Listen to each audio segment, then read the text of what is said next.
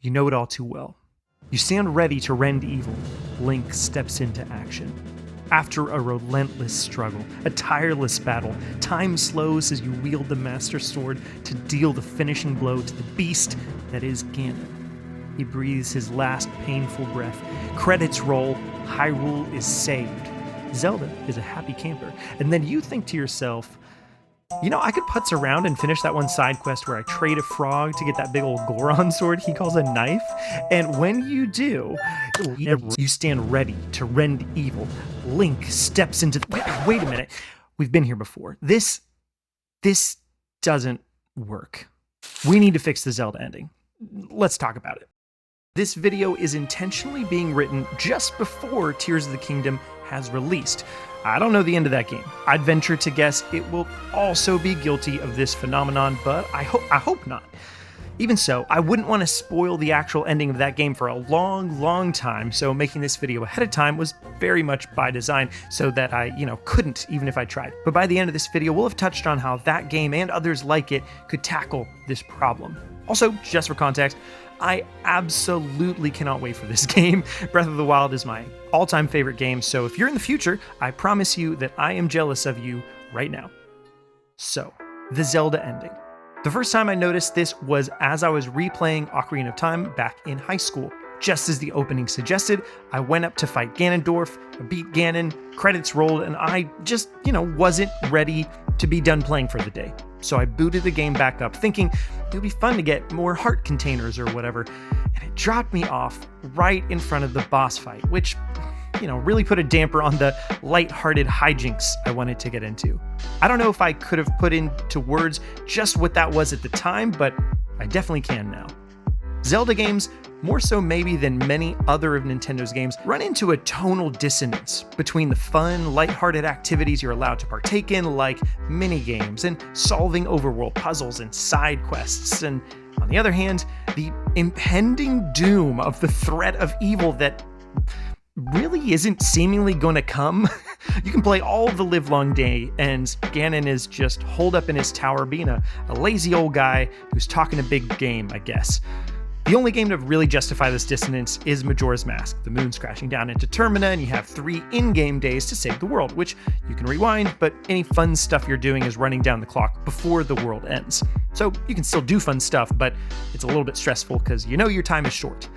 I played hundreds of hours of Breath of the Wild, solving puzzles, upgrading gear, bowling with snowballs, and all the while, Calamity Ganon is waiting to rain terror down on the land of Hyrule.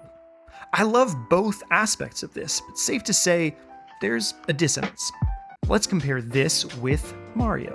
There's never really the same feeling that you're in a crazy rush to get to Bowser when you really think about it. Like, sure, he's got Princess Peach, and she's probably not all too thrilled to be hanging out with the likes of him, but otherwise it's kind of fine to take your time.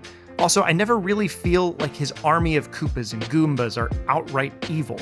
It feels like whether Bowser was at the top or not, I'd probably still be dealing with them and they'd be getting in my way. All this leads to the feeling that there's much less progression and conceptual culmination after beating a Mario game. It just feels good to beat Bowser because that means you beat the game, but the activities you do around the world exist kind of separately from that.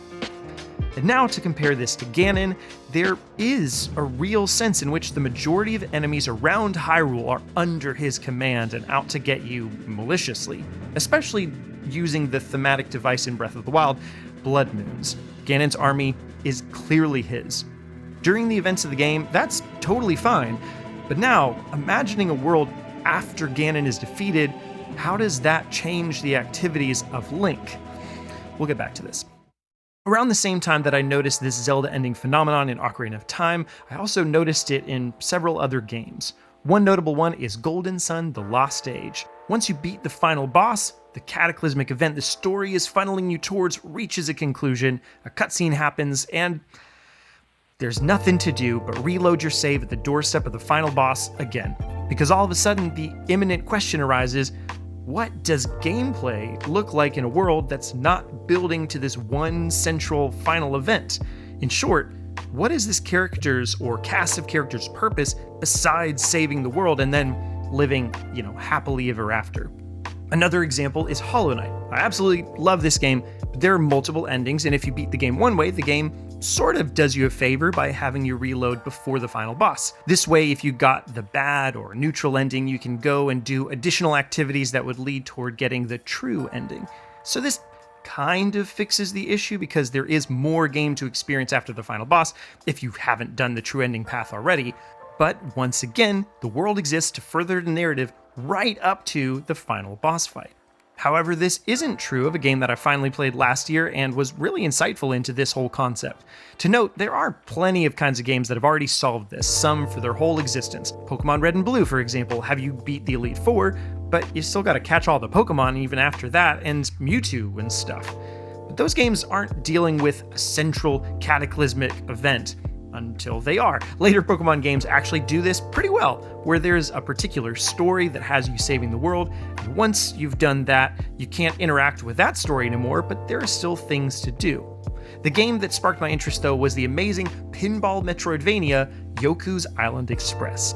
Without giving away any spoilers, there's a central problem, a malicious force that's corrupting the land, and you need to go through the story, collect some things, and ultimately destroy it. But once you do, there's still a whole world to explore, plenty more puzzles to find, secrets to discover, and NPCs to help.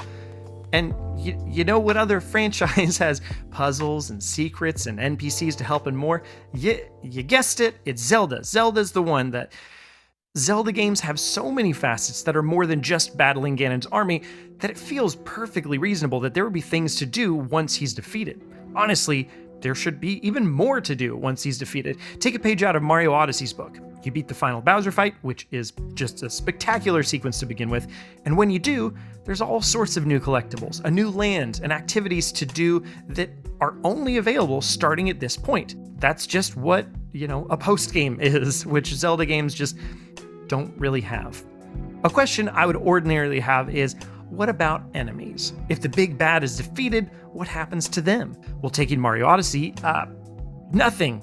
They still exist, and it just doesn't feel that weird. People understand that these are video games, and that's just how things work. But for Zelda, especially in light of the crazy innovation and ingenuity in Breath of the Wild and Tears of the Kingdom, I would love for it to up the ante even more.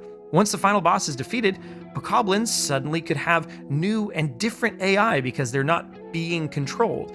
In theory, they could split off into some good ones and some bad ones if you really want. Like the Yiga clan isn't being controlled by Ganon, they're just bad guys because they're bad guys. And you fight bears and wolves and stuff. There's no reason the monsters around the world couldn't be the same. In Tears of the Kingdom specifically, we have those Zonai constructs from the looks of it, which seem to be basically robots who fight you because they're programmed to, and that wouldn't have to change either. But as I said, I would like to see a post-game in Tears of the Kingdom actually evolve beyond just being Hyrule but Ganon is defeated now. I do want to make sure that when you fight Ganon and defeat him, that the battle is canonically over within the game. In Ocarina of Time, Twilight Princess, and so on, you don't have the opportunity to replay the dungeon boss fights, so why should you be able to replay the final boss fight?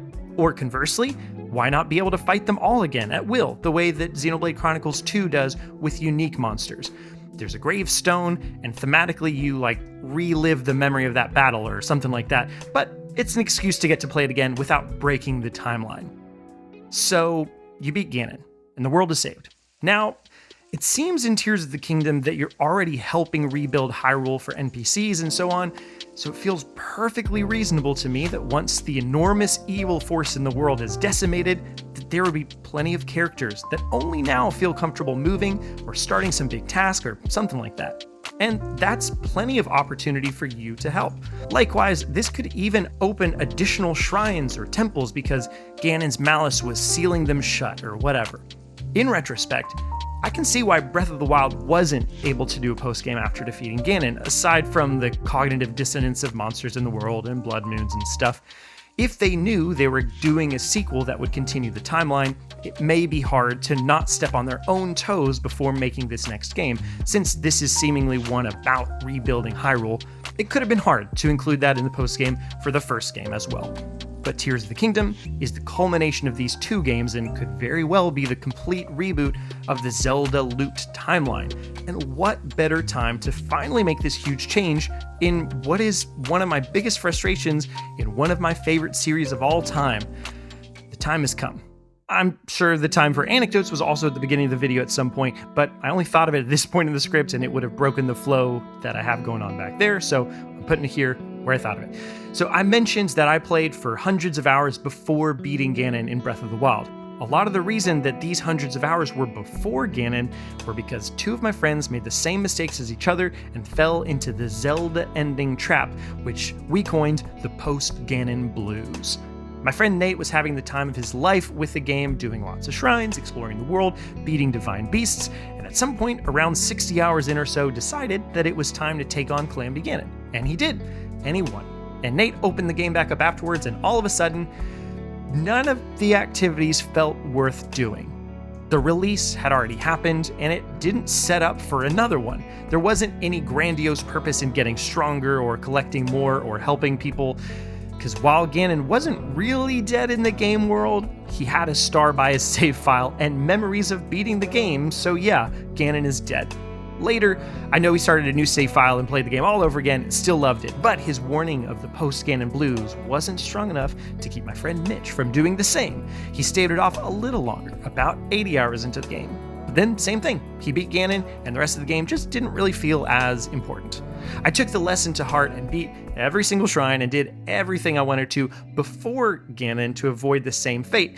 And pretty quickly after that, the DLC dropped, I played that, and, kept having a great time. But the moral of this anecdote is bigger than all of this. Breath of the Wild, and almost definitely Tears of the Kingdom, are not about Zelda. They're not about Link, they're not about Ganon, or really any other singular thing besides Hyrule. The main character and the driving force for almost everything you do is because of an interconnected set of worlds and systems and, yes, characters that make it all worthwhile. So why do we need to fix the Zelda ending? Well, maybe because it shouldn't be an ending at all. Of course, there will be a point when you stop playing the game, but this should be when you want to be done playing it, not coincidentally emotionally manipulated to be when the game tells you it should happen. This is surely not the intention of Aonuma or Fujibayashi and the Zelda team, but imagine a world where defeating the final boss doesn't suggest that you should be done with this adventure, but that it's just now finally beginning. Hey, thanks for watching this video. If you want to support this channel, check out our Patreon to see if any of the available tiers are a good fit for you. If you want to hang out with the community, our free to join Discord server is linked in the description alongside that and our social media accounts.